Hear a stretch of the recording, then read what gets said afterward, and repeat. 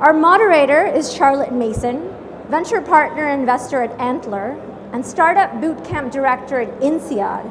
She will be leading a discussion on whether you should raise or not raise in the current funding climate. The pro-funders, we have Faisal Aftab, co-founder and managing partner at Zain Capital, who's led some of Pakistan's most notable startup investments. He previously founded Laxon VC and is currently an LP at 500 startups. We have Hampus Montan Nordenskjöld, the founding GP of 1880 Ventures. From founding his first tech startup at the age of 19 and accruing over 20 plus years in venture capital, in the last 10 years, Hampus has led over 80 technology investments. And the last of our pro-funders, we have Vivi Himmel, the CEO and co-founder of Altovita, a global corporate accommodation platform disrupting this over 200 billion words legacy sector with a smart system. Now I've covered our pro-funders. We have our anti-funders. We have Basil Mofta, general partner at Include VC. He's an experienced company builder who's worked with founders to create disruptive companies all across the region. We have Hassan Haider, the founder and managing partner of Plus VC, an early stage venture capital firm focused on investing in tech and tech-enabled startups here in MENA. And last but by no means the least, we have Simon Hill, founder and CEO of Wazoku. Simon is an active author, blogger, and a speaker on topics across the board, from innovation to crowdsourcing to entrepreneurship and more. Now with this power-packed expertise, I'd like to invite Charlotte and our pro and anti-funders on stage to kick off this debate. Your loudest round of applause, ladies and gentlemen, for our last session here at the North Star 10X stage. Welcome. Yes. Thank you very much for the introduction, Natasha. Thank you also to Tina and Tandy and North Star for doing a great job. We have our pro-funders on this side, the ones that think we should fund. And we have the ones that think we shouldn't fund on this side. And we have a wonderful mix of founders, VCs, angel investors. They've all got different experiences from different geographies. So we'll try and weave in a little bit of the global perspective. We'll cover off the sources of funding, the market. We'll try and come up thinking about strategies and the conclusion as well. So a nice mix. And if we have some time, we'll get some Q&A from the audience. I'd like to kick off just getting a quick snapshot from each of our panelists, how much funding they have raised in their life, very quickly. Faisal, how much funding? Hello? Yeah. I've raised, are you talking about myself or companies, portfolio companies? Your company. We've raised about roughly $60 million total. Vivi? We raised so far $2 million from angel investors and a family office, and about to close about $8 million round. Thank you. Thank you. Hampus? So personally, perhaps 50 million for portfolio companies, probably $500 million around there. Oh, great. Fabulous. Simon? As an anti-funder, I've raised about 15 million pounds, but I've also been part of businesses that haven't raised money. Thank you very much. Basil? So about 700 million of funds raised and about a couple of billion for the companies under management. Thank you. And Hassan? About 100 million in total over my life. Okay, thank you. The anti-funders have raised way more than the non-funders. It's interesting, isn't it? So I'd like to sort of play this as a tennis match, back and forth. I don't want to get too involved if I don't need to, but I'm going to kick it off with this troublesome character here that I've known for a long time. You've been in business for some time. Have you got any regrets with your funding decisions you've taken, and why? So, look, we're on this side of the debate, and I think that I don't deal in regrets, I deal in lessons. And I think that my perspective on this is that fundraising is a full-time job for a founder. And so it's really important to ask yourself a question at that key point of your business, right? Whatever it might be. I'm just starting out. We're just in growth phase. We're really accelerating growth. Can you really afford to take out one of your best assets, if not your best asset, for 6, 12, 18 months? Whilst the business continues to grow, and is that really the best use of that asset, that capital in the business at that point in time? And I think that looking back on my career, there are times when I chased the money when probably I should have actually just chased the business more and really put my expertise and time more into that. Okay, thank you. Let's go to Hampus. Sorry, what was the question again? What was the- Is Simon right? Any regrets on the funding decisions that you've made over time? Yeah, I mean, listen, after a number of deals, obviously, I think it's more of a personal issue. I think getting in bed with the wrong people is probably the biggest issue at hand. Raising money, never. Maybe As, you as haven't, long as you know how to spend it, never. you haven't raised enough. Vivi? Absolutely not. Altavita is run at a great profitability. Actually, we never need to fund, but we want to get funding outside to really capture on the growth, especially the opportunity that's coming up soon with recession. So no regrets, Charlie. And it's Okay. only given us the courage to grow faster. Thank you. Thank you. It's quite difficult to get an opinion from everybody. We'll try and do it. Let's go to Basil. If you were beginning a startup journey now, with the experience and wisdom that you've got, what would you tell your novice self? So my big belief sitting on this side of the debate is that you should hold off as long as possible to raise capital from third parties, because ultimately you're bringing in an outside party who now has, at a minimum, some legal rights and definitely some influence and maybe even time consumption from the founders and founding team on what you're building. I think if you're trying to just start a business, you have to think about what's the fastest way to build the MVP, if you like, that proves your point before you need to ask for money. Now, is that possible in every scenario? No, of course not. There are hardware businesses or there are operationally intensive businesses that require you to raise capital, but you really need to find those friendly sources that are betting on you as a founder before you start to get into the more difficult world of venture capital, let's say, and professional investors. Thank you. Faisal, let's fight back. Yeah, so I'll give a frontier market perspective, which is very, very scarce in liquidity, especially a place like Pakistan, going through a bit of a macro crisis as well. I think good founders should try to raise whenever possible. You don't want to, especially in a place like Pakistan, when you have an opportunity, you raise. So what is some of the advice that I'm giving? Developed markets in a risk-off environment that we're in currently, investors from the US are not going to come to Pakistan. But MENA is counter-cyclical. So target MENA investors and try to raise what you can at this point. We're seeing personally that companies that are out there attempting to raise, even against odds, have been able to raise big rounds, like $20 to $30 million still. And for Pakistan, that's pretty substantial, given that it's a nascent ecosystem. So I'm about raising when you can. So Faisal's saying raise. Let's go to Hassan. What about the equity they're giving away? What do you think? So I probably see things a little differently. I don't think we're counter-cyclical in the MENA region. I think we're just slow.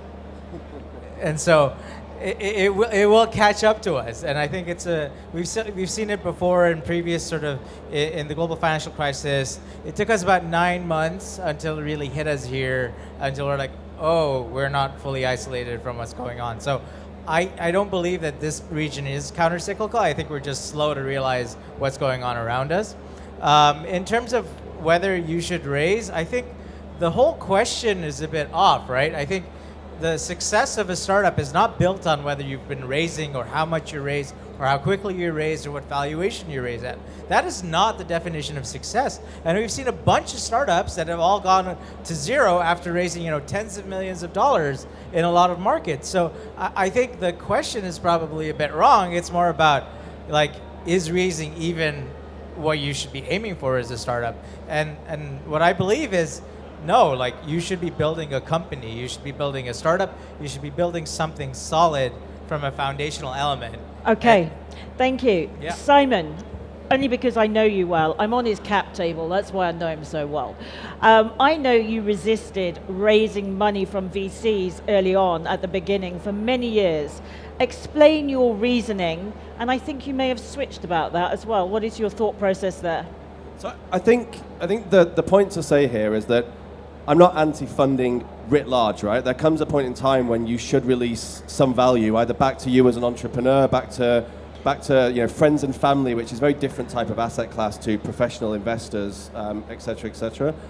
But it's a different deal that you take when you take on external money, and you've got to really understand that, and you've got to really understand your business. You know, if you've got a company that doesn't need to raise money, that's a different game than you're playing than if you really have to raise money. You're really chasing a valuation. I don't think you should raise money if you can raise money, if your business doesn't justify the money that you're raising against, because hit a cyclical downturn and you're screwed, right? And I think that's the real principle for me. So we raised institutional money at the point in time that the business was ready to raise institutional money and could justify a valuation I knew was defensible for every single shareholder that was involved in that business, which is mostly my employees who I was trying to create value for. So Hampus, you're a VC, you're all for raising money. Is there a difference for an early stage and a later stage business? Yeah, 100%. So I think it's interesting what the guys are saying, and obviously it's much about a timing question. I'd say that a lot of companies has won the race by raising a lot of money. I think a lot of companies win because they're able to raise a lot of money. I say the funding climate has changed a bit, and I think taking a step back, we need to realize that venture capital is one way of financing, and it's suitable for 1% of the people and 1% of the business models. So you need to take a look in the mirror and see if that's you or if it's not. If it's not you, then you shouldn't take that money. Comes with a lot of pressure, comes with a lot of terms and conditions, as we all know, right? But if that is you, then you should definitely take the money, because the best guys out there will open doors for you that you could never reach yourself without spending a lot of time and money doing so. Early versus late, funding climate has changed. There's tons of money in the middle stages. This is the best time to start a company. If you got what it takes, then you're in a golden position. This is when winners are formed, and this is when the best funds are being created as well. So there's going to be a lot of money out there. There is a lot of money out there for the right companies, and that's the key issue here. If that's you, go out and raise. Okay, Basil, you're on the anti-funder side. What should founders consider about timing when they should raise?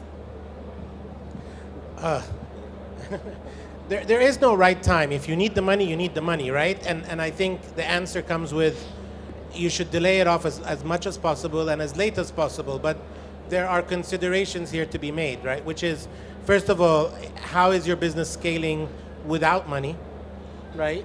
And if it is scaling, even albeit slower, then that's a good option. Stick to that and keep delaying off the raise. But if you are burning money or require that cash for acquisitions, expansion to new geographies, expansion of your business, or a continuous development of your product, then the timing really has to be early. And especially in today's market, and I think that's the point you were making earlier around the funding cycles are taking longer. What used to take 3 to 6 months is now 6 to 9, and that's while MENA is still a little bit buoyant, if you like.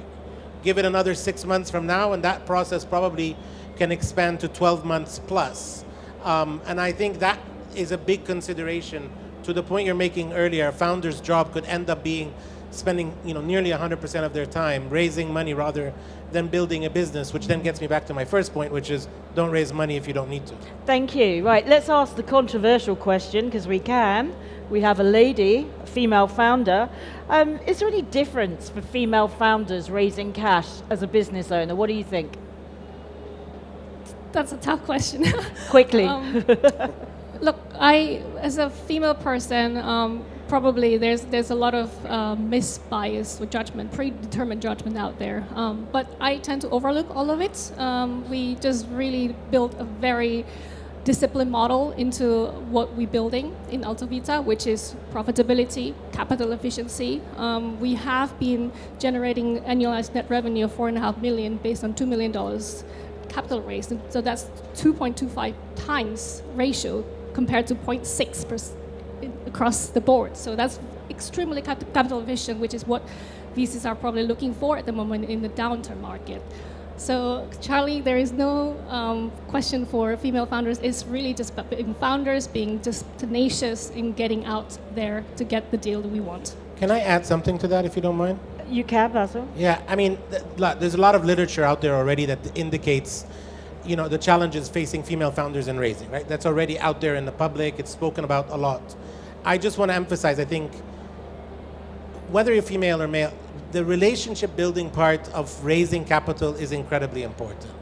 The idea of waiting until the last moment when when you really need the money and then kind of showing up to a VC, I think that's where problems arise, if you like, or it becomes too late or it becomes difficult. So one of the things I emphasize, just to build on that point, is if you are planning to raise capital even before you get there, you want to start building relationship with VCs that you think would be interested in what you do and are within the realm of what you do. Thank you. Yeah, I will say, as a investor myself on Vivi's cap table right from the beginning, and also for the female entrepreneurs out there, and actually for the male entrepreneurs, I really think it's a favorable point for females to raise because you stand out from the crowd. So you gents that are startup founders, have a female co-founder, because I think it will actually make you stand out from the crowd and open the door. So I see it as a positive, but that's my view. Let's go to Hassan. Do you have a view on that? I don't want it to be a gender debate, so let's be quick and close the door. On female founders, we're okay with the fact that we have about 30-something% of our portfolio as female founders. We're pretty active in looking for female founders in the market. Wherever we're seeing that we're not hitting, like we're trying to get to 50-50 in terms of gender parity for our portfolio. That's at least. good. That's good. That's a challenge. And we're trying, like we're really actively looking at it and making sure we have gender parity, because one of the things that we focus on is building community. And if the community is all just a bunch of guys, and that's not really a very diverse community. Yeah. And so that's our thesis. Awesome. Let's go to Faisal now for the next question. Faisal's a pro-funder, VC, a lot of experience in Pakistan. Is there a difference in the current market between angels, funds, crowdfunding, family offices? Are some better than others in the current market? Yeah, so I think we're in a very different market cycle that we've been in. If I look at it from 2008 till 2022, everybody was just making money with low interest rates for the last 12 years. And then everybody wanted to take on more risk. What we're seeing right now, particularly, is that funds that have raised, VC raise a lot of money. They have capital to deploy, but for some reason, a lot of funds are behaving like retail investors where they're scared and holding onto their cash. Angels are still active, and I'm speaking on the context of Pakistan. Do I think some of the angels might be wrong because I think they're trying to front run, so that maybe they're not realizing that the next pump might not come till 2024. There's very different nuances here. Funds are active. I'm seeing, in fact, more growth stage funds enter Pakistan, which we actually didn't even see in the peak of last year. So I think value investors are there, and that's what I was alluding to when I was saying that a good founder can raise in any market and effectively grab whichever capital you can. I think it would be very different if you're in Silicon Valley versus Pakistan, where the checks are very scarce. So you better build up a That's cushion. a great inroad for Vivi, who is raising right now. What are you seeing in the marketplace as you talk to investors all across the world? There are many funds that we have been speaking to and who love what we do. We check a lot of boxes for them, but they are also at the end of their investment horizon. So whilst they want to put in their money, they simply can't. So they're putting a lot of their cash reserves for their portfolio companies. That said, there are many VCs out there that we are speaking to who have recently raised. So it's quite a mix between funds that are at the end of their investment horizons, but also at the same time building relationship with you for the next round. Just wanted to add a quick point, Charlie, earlier around your question.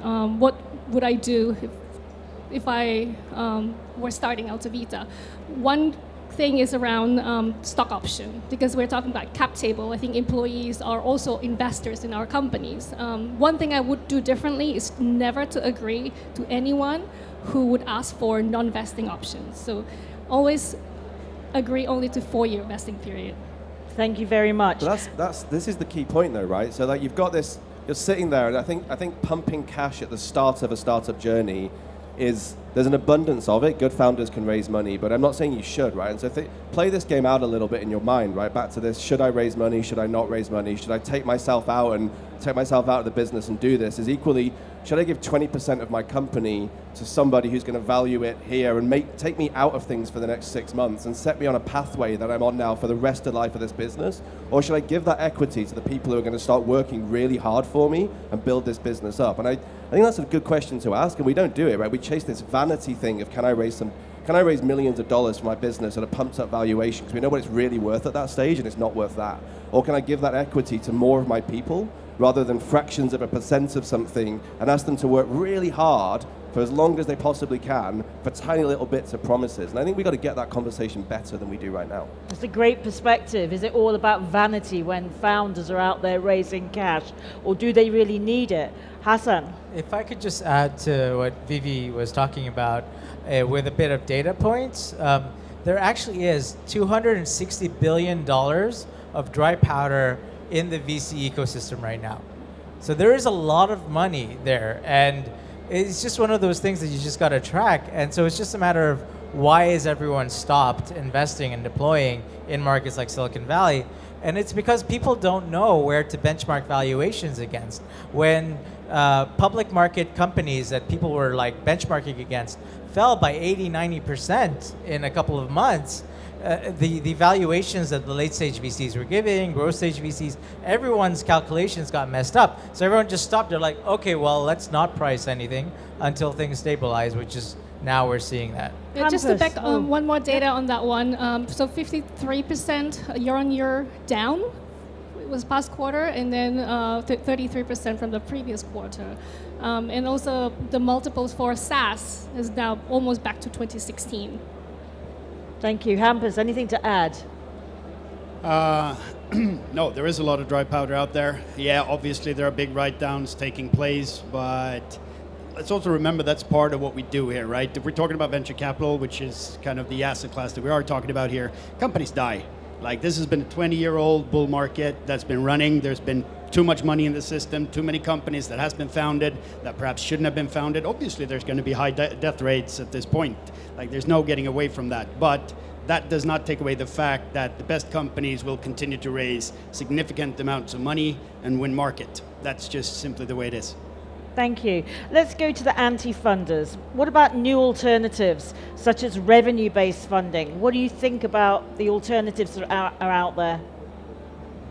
So we just invested in a revenue-based financing company out of Egypt called Flapcap, and it's expanding into the rest of the MENA region. This is a model that's taken off, as I think most people know, in the US and in Europe quite well. It's a form of risk sharing, if you like, that goes on between a company, an investor, if that's the way to look at it, a fintech, and an e-commerce player or some sort of business that has a relatively reliable way of raising capital. I think those alternative models are interesting. I think they're very nascent, and I don't think they're applicable in a majority of startups. So I think here in the region, and this may be different in, I don't know Pakistan too well, but I know, for example, UAE, Saudi, Egypt, etc., we're still in the stages of exploring venture debt and figuring out how venture debt can evolve before we get to kind of an even more evolved model of revenue finance investing.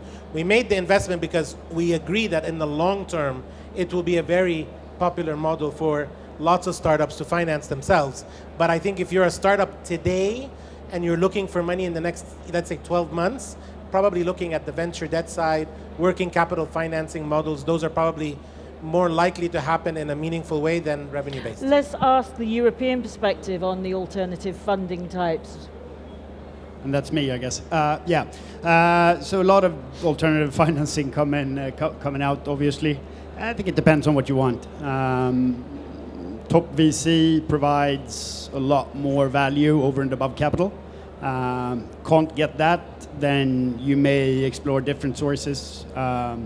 Venture debt has been around for quite some time. If you got the revenue to cover the interest rates, which is basically what you're doing, right? And then you're giving up a bit of optionality to the investors, then I mean, it's a great form of financing. I think you just need to find whatever is more suitable for your own business, and that's going to change, and there is no proper blueprint for it.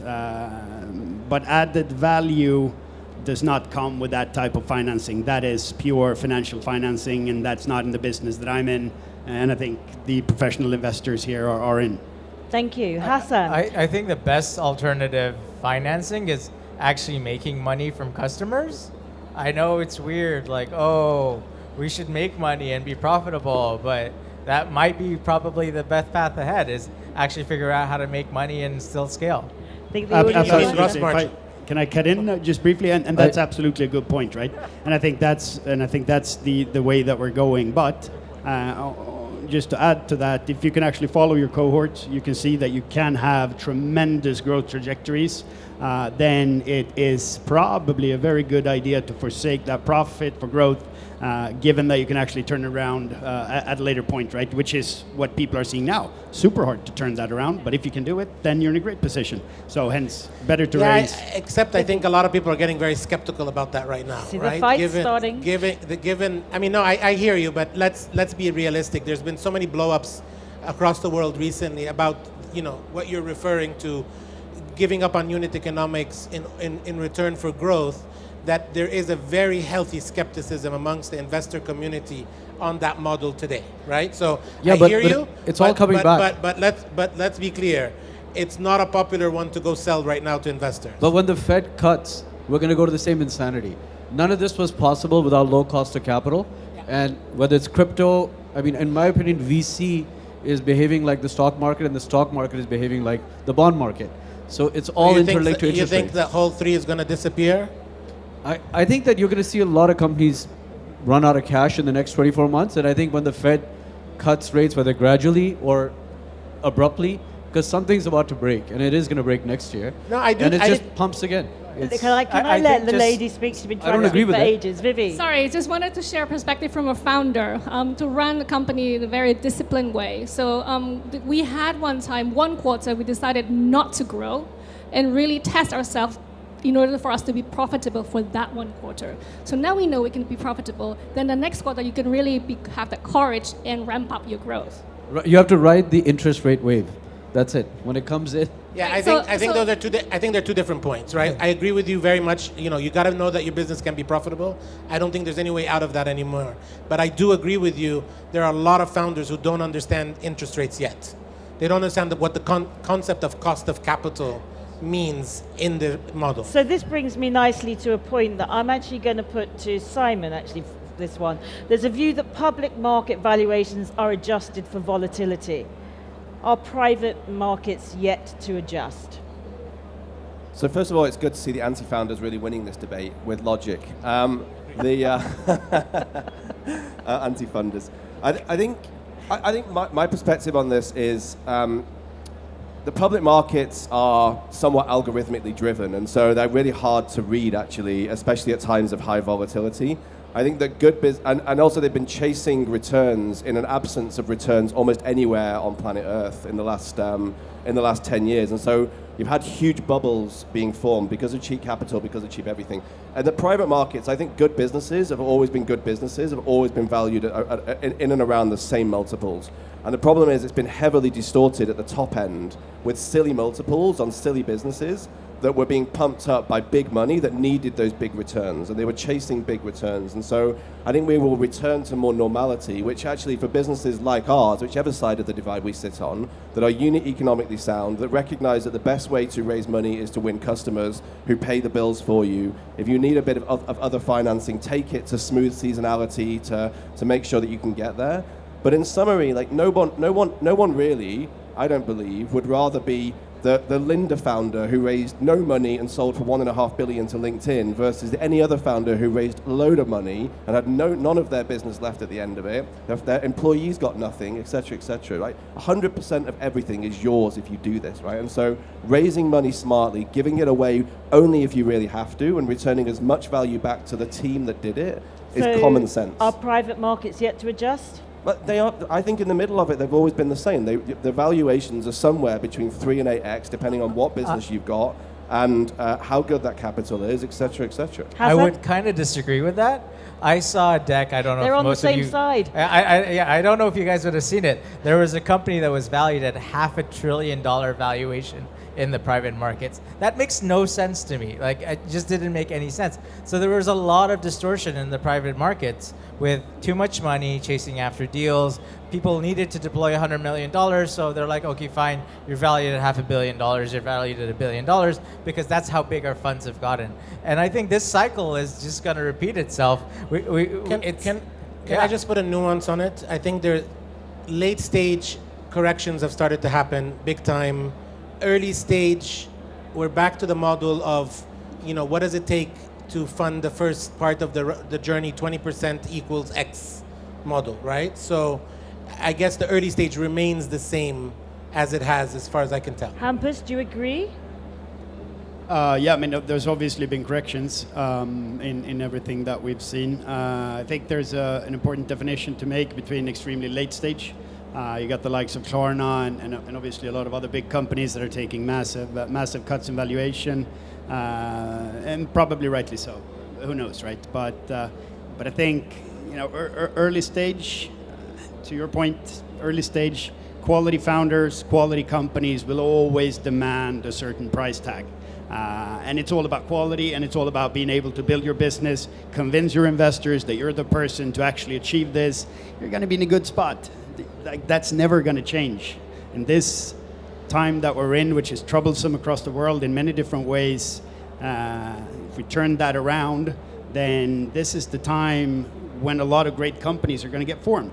That has been a tradition, and that has been in history, and that will surely repeat itself. So, But that's why you should focus on building a business that solves a problem, not one that raises money all the time, right? I think actually he's on our side, really, right? It's like with his argument. one thing doesn't rule out the other, and if you can build a great company and you can actually scale that company, there is nothing as beautiful as a working company venture machine. Like, there's nothing as beautiful. Just on Vivi? that, yes, agreed. We should be spending our time building the company. The cost of funding is not only just the cash, but also dilution control, be it from ownership perspective, also board, and absolutely the time.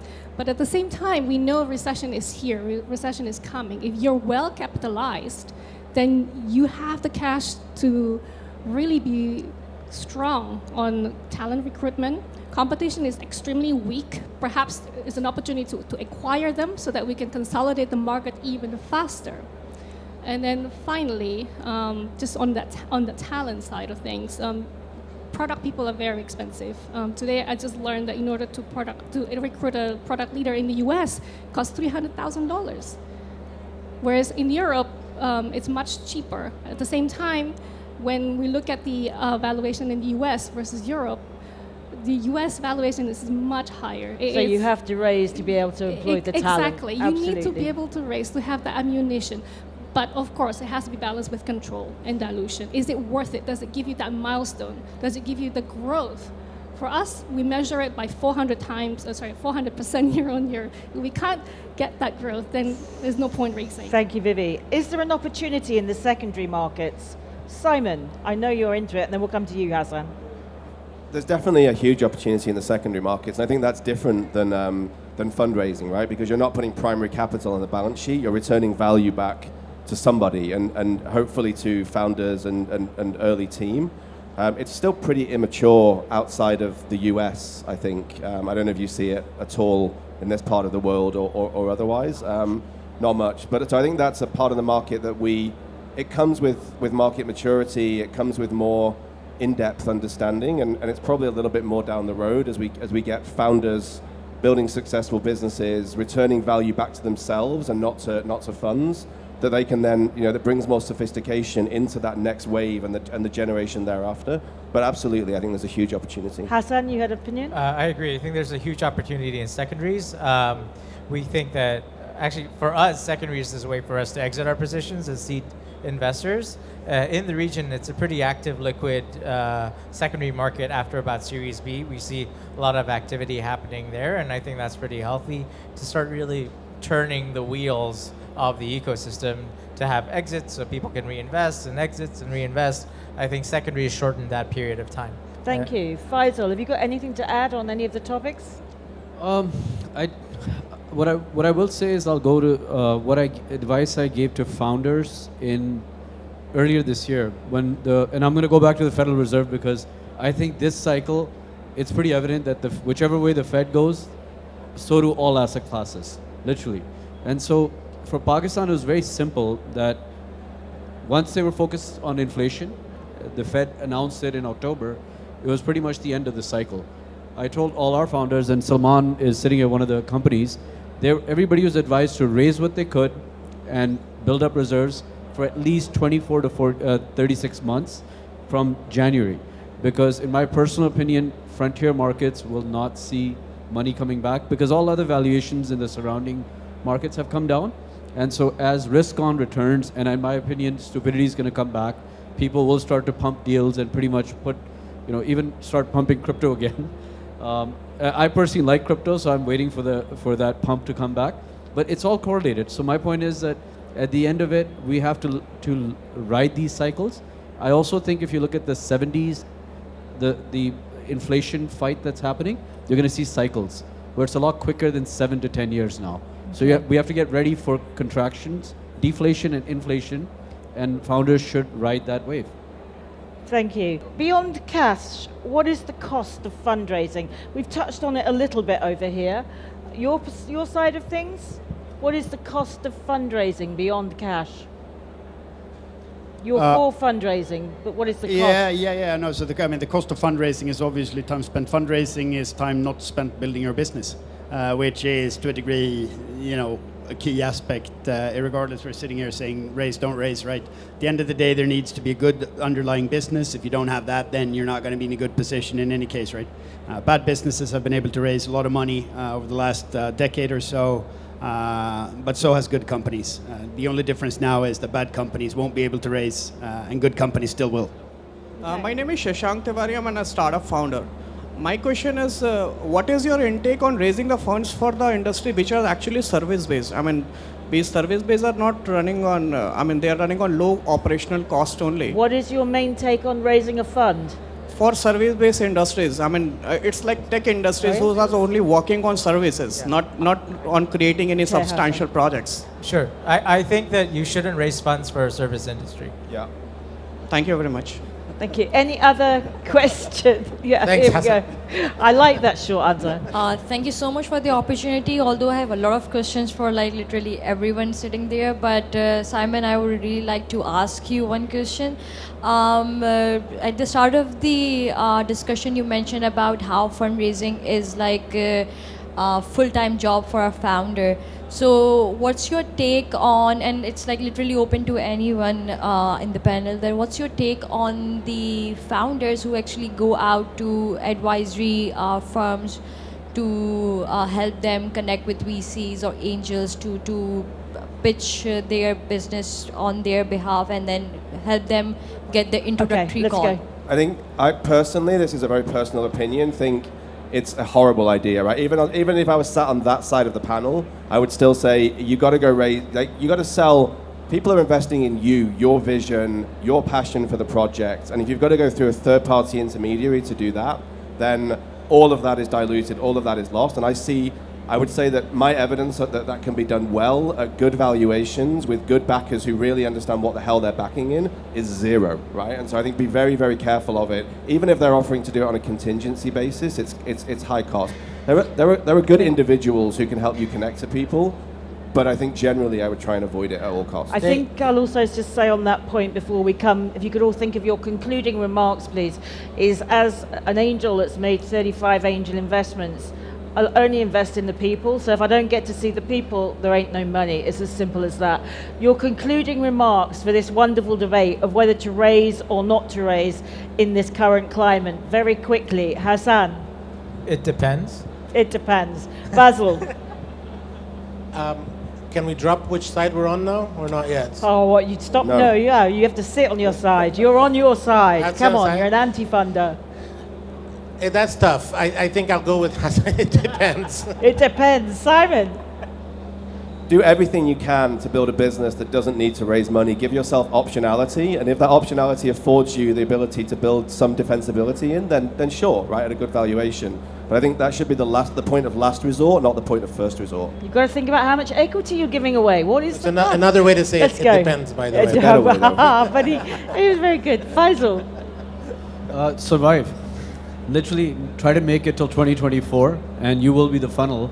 And yes, of course you have to build a business with positive unit economics and fundamentals. We don't generally invest in any business that doesn't make business sense to begin with, but I do think capital helps, and I've been conservative in previous funds, and I saw that some of my portfolio companies didn't win because the competitors raised too much money. And they Okay, just we have 1 decimated minute. us. Vi? For me, it's very simple. Do you want to build a lifestyle business or your unicorn? If you want to build a lifestyle business, don't raise. You can just build profitability and continue organically. But if you want to build a unicorn, then time is of the essence. Therefore, you. raise. Just Hampus? really quickly on that though, like Atlassian, MailChimp, Lynda, God knows what else, raised no money at all, right? They built unicorn businesses for no money at all. Good debate. Hampus? And imagine how big they would have been if they would have raised money. They're big enough.